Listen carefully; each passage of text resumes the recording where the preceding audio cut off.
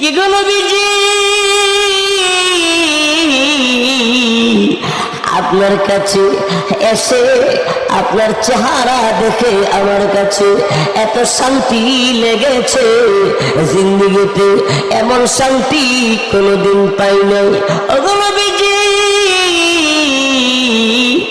যেখানে আপনার গায়ে মশা মাছি বসে না, আমার মতো তলহা আপনার বুকের সঙ্গে বুক মেলানোর আমার পক্ষে এই ভাগ্য আমার যে হইল, আমি আল্লাহর কাছে শুকরিয়া আদায় করি। আমার নবী চোখের পানি ছেড়ে দিয়ে কান্দে, তলহাকে ডেকে বলে, তলহা রে, তুই আমাকে এত ভালোবাসো?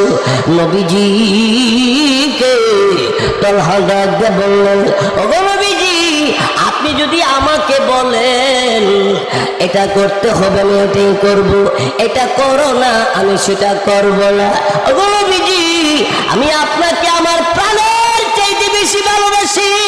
আল্লাহু আকবার।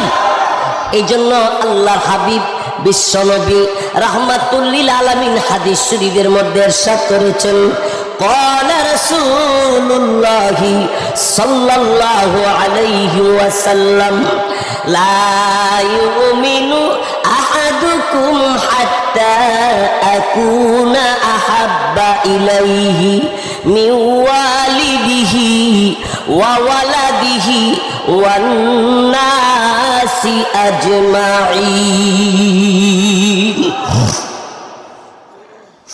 আমার নবী বলে, তোমাদের মাঝে কেউ পাক্কা ইমানদার হতে পারবে না যতক্ষণ পর্যন্ত তোমার জীবনের চাইতে, তোমার জানের চাইতে, তোমার আব্বা আম্মার চাইতে, তোমার সন্তানাদির চাইতে